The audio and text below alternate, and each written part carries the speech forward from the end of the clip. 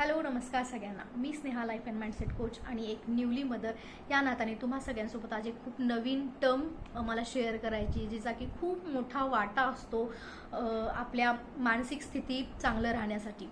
तर मातृत्व हे एक असा अनुभव आहे, हार्डली आजकाल एक किंवा दोन मूल सगळ्यांना हवे असतात आणि हे फार रेअर झालेलं आहे आता सगळ्यांच्या आयुष्यात. आणि हे सगळं जपणं, त्यामध्ये आनंदी राहणं, ते सगळ्या मेमरीज क्रिएट करणं आणि एक छान आनंदी आई आणि छान आनंदी बाळ, ह्या सगळ्या सहवासामध्ये आपण कळत नकळत एका टर्मची शिकार होतो. आणि कदाचित आपली ही जर्नी आहे ती एवढी सुखकारक आपल्याला वाटत नाही, आपल्याला फार मग कधी एकदा संपतं असं सगळं हे होऊन जातं.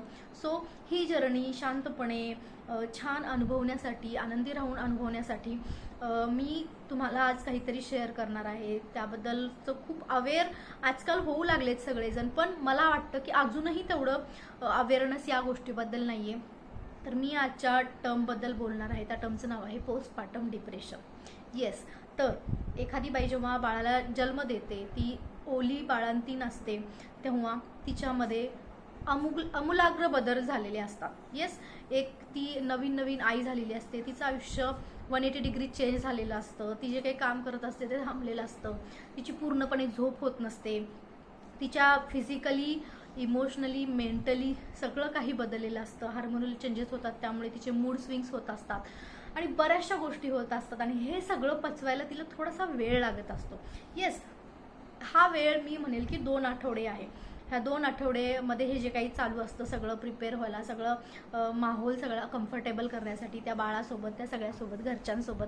सो हा वेळ 2 आठवडे आहे. त्याला बेबी ब्लूज असं म्हणतात आणि नॉर्मल आहे, सगळं ॲडजस्ट करेपर्यंत हे सगळ्या गोष्टी चालू असतात. पण आपल्या आजूबाजूला जे कोणी आहेत किंवा होपफुली तिचे हजबंड तिच्यासोबत असतील आणि सगळे फॅमिली मेंबर्सचा सगळ्यांचा सपोर्ट तिच्यासोबत असेल, तर तुम्ही लक्ष करून बघा की जी बाळंतीण बाई असते, जी नवीन नवीन मदर असते, तिच्यासोबत जर अशा काही गोष्टी घडत असतील तर आपल्याला त्यावरती ॲक्शन घेणं खूप महत्त्वाचं आहे. ओके, कारण आपल्याकडं बऱ्याचदा बायका बोलूनही दाखवतात की मला फार चिडचिड होतीये, किंवा मला बाळाचा खूप त्रास होतोय, किंवा मला हे सगळं सहन होत नाहीये, माझी पूर्णपणे झोप होत नाही, त्यामुळे ती दिवसभर चिडचिड करत असते, तिला रडूही येत असतं.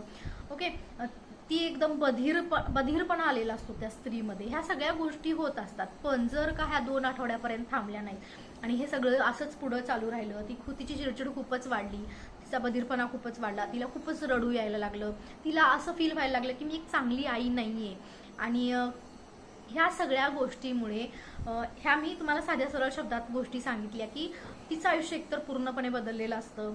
सहज ऑब्वियस आहे की झोप न झाल्यामुळे दिवसभरात तिची चिडचिड होत असते. एका नवीन व्यक्तीची पूर्णपणे जबाबदारी तिच्यावरती असते. प्लस ही जबाबदारी मी कसं चांगल्या पद्धतीने करेल त्यासाठी ती सतत खटटोप करत असते. पण तरीसुद्धा 100 जणांचे 100 जजमेंट्स ऐकायला लागतात. घरात येणाऱ्या प्रत्येक पाहुण्या सोयरे तिला वेगळं काही सगळं सांगत असतात, आणि त्यात प्लस घरच्यांचा सपोर्ट जर तिला नसला, तिच्या हजबंडचा सपोर्ट नसला, तर ह्या सगळ्या गोष्टीमुळं ती महिला हळूहळू, ती स्त्री हळूहळू एका टर्मची शिकार होत असते, जे की मी तुम्हाला सांगितलं की पोस्टपार्टम डिप्रेशन असतं. आणि ह्याचा परिणाम त्या बाळावरती तर होतच असतो, पण याचा परिणाम फार शेवटपर्यंत म्हणजे होत असतो. मी असंही ऐकलंय की जेव्हा लास्ट स्टेजला किंवा कधी कोणाचं डिवोर्स होणार असेल तर खोदून खोदून जेव्हा गोष्टी काढल्या जातात, तेव्हा त्याचं हे एक सुद्धा कारण निघालेलं आहे की म्हणजे जेव्हापासून त्यांना मूल झालेलं आहे, त्या दोघांमध्ये आलेलं अंतर, त्या दोघांमध्ये झालेली खुसफुस, हे सगळ्यांचा एवढा प्रभाव होत असतो की ते नातं टिकवणं सुद्धा फार हार्ड होऊन जात असतं. सो खूप वेगळे वेगळे परिणाम होऊ शकतात. पण आता आपल्याला फोकस करायचं आहे की ती आई व्यवस्थित चांगली असली पाहिजे. आणि हे जे काही मी तुम्हाला सांगितल्या गोष्टी, त्या जर तिच्यामध्ये जाणवत असतील तर ते स्वतःहून ती महिला 1-2दा सांगेल, आणि त्यावर घरचे रिप्लाय काय देतात, येस हे होणं साहजिक आहे आणि हे सगळं होत असतं, एवढं नको टेन्शन घेऊ, किंवा एवढं त्यात सांगत बसत करण्याची काहीच गरज नाहीये.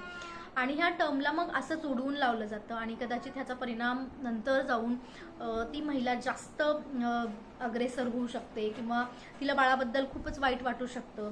आणि आपण आधीच्या खूप साऱ्या गोष्टीसुद्धा ऐकल्या आहेत की ओली ओली बाळंतीण बाई तिच्या बाळाला घेऊन विहिरीत उडी मारली, किंवा त्यांनी स्वतःला आत्महत्या करून घेतली. अशा बऱ्याचशा गोष्टी आधी घडलेल्या आहेत, पण आधी त्या टर्मला हे म्हणतात किंवा त्याबद्दल कशामुळे ते होत असतं त्याला एवढं कुणी हे केलं नाहीये. पण आता आपण ह्या जगात आहोत आणि आपल्याला ह्या सगळ्या गोष्टी माहिती असल्या पाहिजेत. आणि येस, मला असं वाटतं की प्रत्येक फेज आपण आनंदाने जगली तर त्या जगण्याला, त्या मेमरीजला आपल्या सगळ्या अर्थ आहे. सो एक कोचच्या नात्याने मी तुम्हाला एवढं सांगेल की जर का ह्या सगळ्या गोष्टी जाणवत असतील त्या स्त्रीमध्ये, तर नक्कीच आपण एक काहीतरी पाऊल उचललं पाहिजे आणि प्रॉपर त्याबद्दल कन्सल्टेशन घेतलं पाहिजे आणि त्या महिलेला मदत केली पाहिजे. ओके, त्यामध्ये तिच्या नवऱ्याचा रोल, तिच्या फॅमिली मेंबर्सचा रोल खूप महत्त्वाचा असतो. कारण ती 1-2 तास सांगून बस करत असते ती महिला, आणि नंतर मग रोल असतो त्या सगळ्याचा, हे सगळं ऑब्झर्व करणं किंवा ती व्यवस्थित आहे का हे सगळं करणं त्याचा रोल आहे. सो येस, पोस्टपार्टम डिप्रेशनचे शिकार आपल्याला कोणालाच व्हायचं नाही आहे. आणि हे एक मातृत्व, हे जे काय आपल्याला भेटलेले छान गिफ्ट देवाकडनं, ते छान पद्धतीने जगूया. माहिती आहे मला की रोजचा दिवस खूप म्हणजे वेगळा असतो. कधी कधी खूप लेकरं खूपच भयानक काहीतरी करत असतात, खूपच चिडचिड करत असतात दिवसभर. पण मी असं म्हणेल की 10 ते 8 दिवस ते छान असतात. 1-2 दिवस काहीतरी वेगळ्या कारणामुळे त्यांची चिडचिड होत असते किंवा तेही छोटे असतात, त्यांनाही काही सांगता येत नसतं.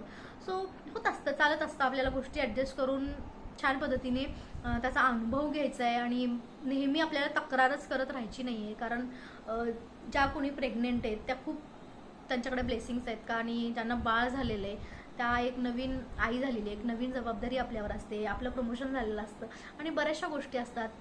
आपलं स्वप्न असतं प्रत्येकाचं, पर्सनल लाईफमध्ये गोल्स आहेत हे की आपली फॅमिली असणं, फॅमिली मेंबर्स पुढे जाणं. सो येस, ह्या सगळ्या गोष्टी चालत असतात. आणि त्यामुळे मला असं वाटलं की मी सध्या त्या फेजला आहे. माझं सुद्धा बाळ आता 2 महिन्याचं होत आलेलं आहे आणि मला असं वाटलं की हे सांगणं बाबा खूप महत्त्वाचं आहे. सो एक कोच नात्याने कसा मेंटली त्रास होऊ शकतो आणि किती गोष्टी मॅटर करतात.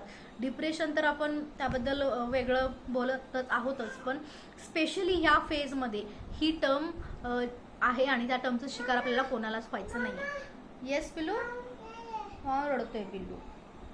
ओके, चला. सो धन्यवाद, थँक्यू. व्हिडिओ माझा शेवटपर्यंत बघितलात आणि त्या सगळ्यांसोबत शेअर करा, ज्या प्रेग्नेंट आहेत, ज्या न्यूली मदर्स आहेत, त्या सगळ्या फॅमिली मेंबर्ससोबत शेअर करा. कारण खूप साधी गोष्ट आहे पण खूप इम्पॅक्ट करणारी आहे. Okay, thank you.